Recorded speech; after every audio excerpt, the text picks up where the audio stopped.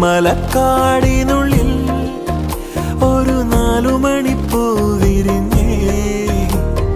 4 മണിപ്പൂ അരികിൽ തേൻ തുമ്പികളും കൂട്ടിരുന്നു.